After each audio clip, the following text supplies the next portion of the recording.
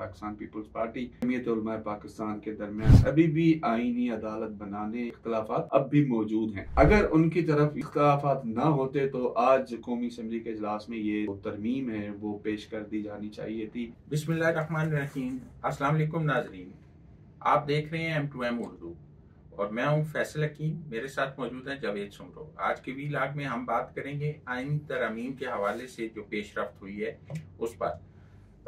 गुज़िश्ता रोज़ जो 3 बड़ी सियासी जमातें थी जिसमें पाकिस्तान मुस्लिम लीग नून, पाकिस्तान पीपल्स पार्टी और JUI, उनका एक आला सतही इजलास हुआ जिसमें साबिक वज़ीर आज़म नवाज शरीफ, मौजूदा वज़ीर आज़म शहबाज शरीफ, उसके साथ साथ JUI के सरबराह मौलाना फजल रहमान और सदर ममलिकत आसिफ अली जरदारी भी शरीक थे। और उसमें आईनी तरमीम के हवाले से मुख्तलिफ अमूर का जायज़ा लिया गया। और आज जो खुसूसी कमेटी का इजलास हुआ है उसमें हुक्मरान इत्तेहाद की तरफ से रचक का मुजाहरा किया गया और जो आईनी अदालत की बात की जा रही थी अब वो आईनी बेंच तक आ पहुंची है।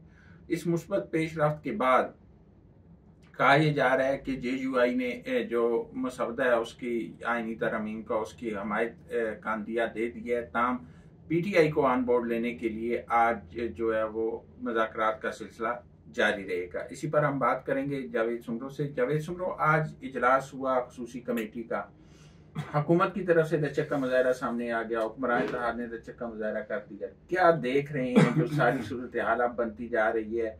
जो कमेटी के अरकान है वो कहते हैं कि हम इत्तफाक राय की तरफ बढ़ रहे हैं। देखिए जी, 3 जमातें जिनका आपने नाम लिया वो तो इत्तफाक राय हो चुका है, लेकिन इस हवाले से भी मेरे ज़राए ये कहते हैं कि जी पाकिस्तान पीपल्स पार्टी और जमीयत उलमा पाकिस्तान के दरमियान अभी भी आईनी अदालत बनाने या आईनी बेंच बनाने के हवाले से इख्तलाफात अब भी मौजूद हैं। अगर उनकी तरफ ये इख्तलाफात ना होते तो आज कौमी असम्बली के इजलास में ये जो तरमीम है वो पेश कर दी जानी चाहिए थी। कल हमें आपने देखा कि इतलाती के वफाकी काबीना का इजलास भी होगा, लेकिन वो नहीं हो सका। जाहिर है वो तब होगा जब प्रॉपरली ड्राफ्ट हो जाएगी आईनी तरमीम, मुसवदा मुकम्मल तौर पर मुकम्मल होगा, इत्तफाक राय होगा। लेकिन इस सारे अमल के अंदर मुझे समझ नहीं आ रही कि PTI चाहती क्या है। आज हम जब कवर कर रहे थे खुसूसी कमेटी, तो खुसूसी कमेटी के इजलास में बाकी तमाम सियासी जमातों के ड्राफ्ट पेश किए और पाकिस्तान तहरीक इंसाफ के चेयरमैन बैरिस्टर गौहर से मैंने गुफ्तगू की कि जी आप अपना ड्राफ्ट क्यों नहीं पेश कर रहे? बाकियों ने पेश कर दिया, बाकियों ने डिस्कशन शुरू कर दी, तो आप क्यों नहीं पेश कर रहे? आखिर इशू क्या है?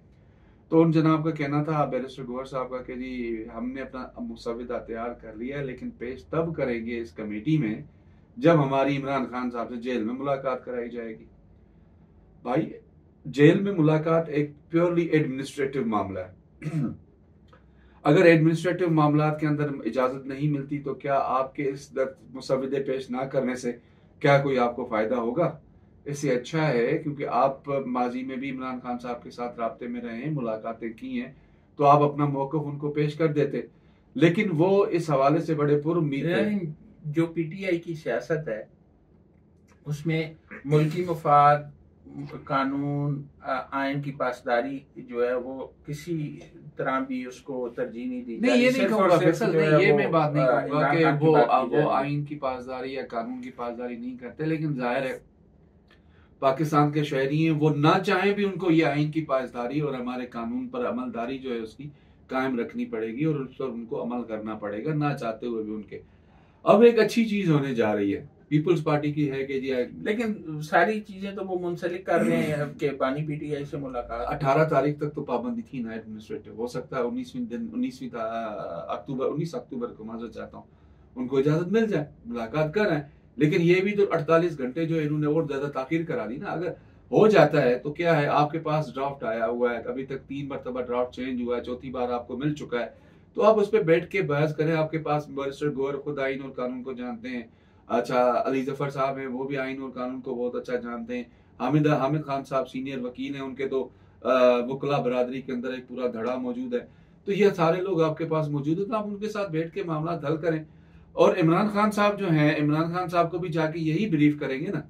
अब इमरान खान साहब को तो शायद मालूम हो कि जी आइन के कितनी नुकात हैं और शिकें हैं, और शायद उनको अचानक पूछे तो उनको याद भी ना आए कि जी आइन की टोटल कितनी शिकें हैं और पाकिस्तान के आइन का प्रीएम्बल क्या कहता है। तो इस सारी चीज़ों को सामने रखें। तो आपने ही जाके ब्रीफ करना है।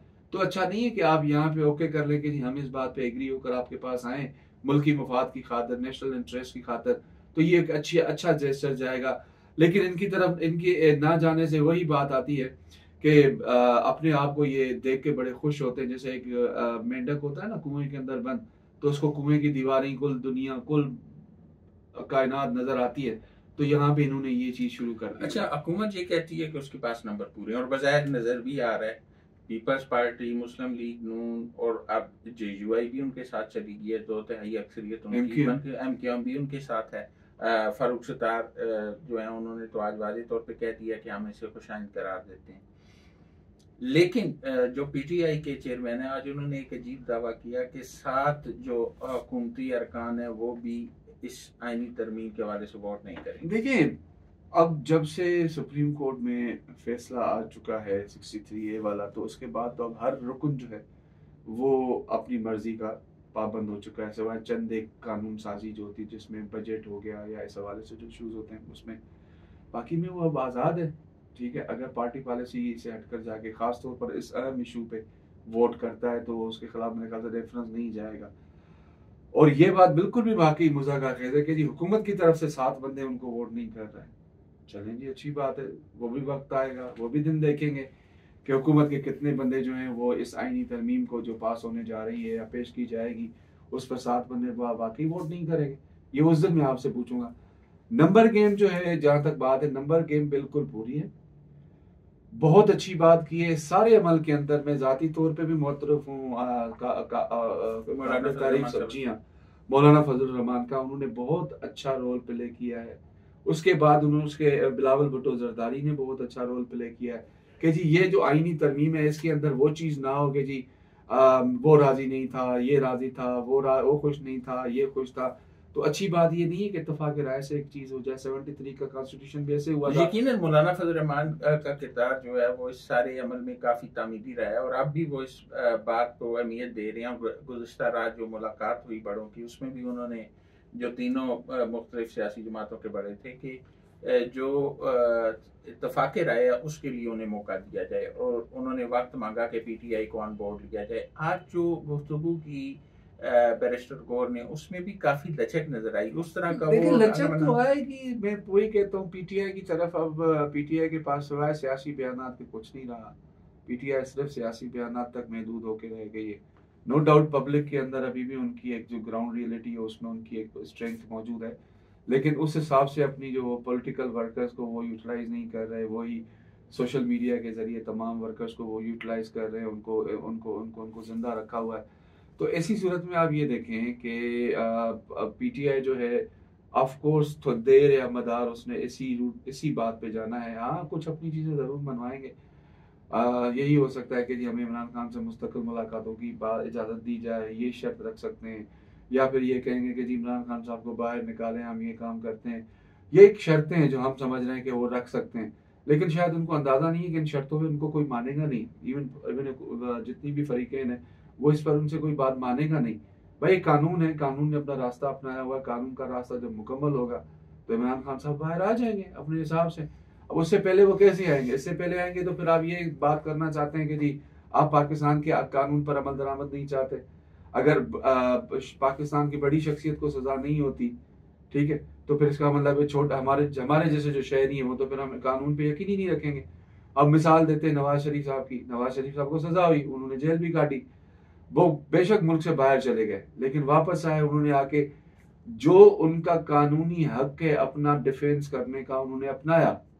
तो ये डिफेंस का हक बाद में इमरान खान साहब को भी मिल सकता है। जी आप जाएं और डिफेंस अपना मुकम्मल तौर पर अब उसको यूटिलाइज करें। अगर आपको अदालतें आपके हक में फैसला देती है तो आपके हक में फैसला बेहतर होगा। फिलहाल आपके हक में फैसला नहीं आ रहा है, तो इस सूरत हाल में इन कमेटी के अंदर जो है PTI अभी भी यही चाह रही है कि जी नहीं, हमें खान साहब से मुलाकात करने दें। बिलावल भुट्टो साहब ने एक डेडलाइन दी थी 25 अक्टूबर की। आज जो मुख्तलिफ रहनुमाओं से हमारी बात हुई, फारूक सत्तार साहब ने कहा जी कि आइंदा चंद दिन है, मैं आइंदा चंद दिनों में हो जाएगा। मौलाना फजल रहमान जो है वो PTI को मनाने की कोशिश कर रहे हैं। इरफान सिद्दीकी ये कहते हैं कि सिर्फ फूक मारने की देर रहेगी है, बाकी सारे मामला तय हो गए हैं। गवर्नर पंजाब कहते हैं जी कि तकरीबन इत्तफाक राय हो चुका है।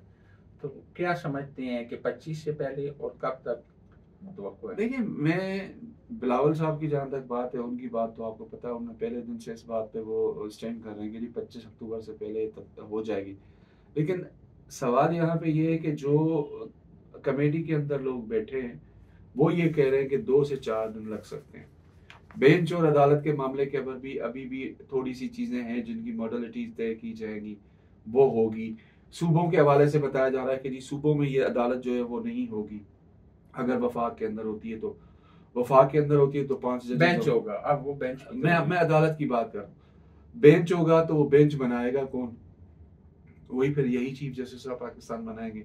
और इस सारे अमल के अंदर मैं यहाँ पे मैं पता नहीं कि मेरी छठी इस कह रही है कि सारे अमल के अंदर किसी न किसी ने जाके जस्टिस मंसूर अली शाह से भी बात की होगी, किसी जस्टिस मंसूर अली शाह से भी डिस्कस किया होगा कि जी ये चीज़ होने जा रही है, किस तरह से करें, क्या करें। तो ये सारी चीज़ें जो है अगर हम जहन में रखें तो मुझे उम्मीद है कि 25 तारीख से पहले पहले जो मुसवदा है वो कौमी असम्बली और जो सेनेट यानी कि पार्लियामेंट के ऐवानों, दोनों ऐवानों से पास हो जाए, मंजूर हो जाएगा। हाँ, अलबत्ता इसके ऊपर जो ये लोग कह रहे थे कि जी ये सिर्फ जस्टिस काजी फायज ईसा के लिए किया जा रहा है, ये हुकूमत के लिए सबसे ज़्यादा फेवरेबल है, तो आज तो वाजी हो गई है। बहुत से हमने अरकान से बात भी की, उन्होंने कहा कि जी वो पर्सन स्पेसिफिक तरमीम नहीं है। अगर होती तो फिर शायद कोई भी सियासी जमात उनके साथ इकट्ठी ना होती। अगर किसी मोड़ पे किसी ने बात कही भी दी तो वो सिर्फ बात की हद तक थी, मंजूर तो नहीं हुई है तरमीम। तो इस सूरत हाल को रखें तो बहरहाल अभी इसके अंदर टाइम है। हो सकता है कि ये कल जुम्मा है, जुम्मे के दिन ना हो सके, हो सकता है ये नेक्स्ट वीक तक जाए, या हो सकता है हफ्ता इतवार को इजलास बुला लिया जाए। तो ये चीज़ें सारी है। और अगर ये भी हो सकता है कि अचानक एक चीज़ तय हो जाए और हुकूमत की जानिब से कोशिश की जाए कि जी कौमी असम्बली का सेशन चल ही रहा हो या कौमी सेनेट का सेशन चल रहा हो तो उसके अंदर मामूल की कार्रवाई मुअत्तल करके, मुअख्खर करके उसके अंदर ये नया एजेंडा लाया जाए और उस पर बहस शुरू कर दी जाए।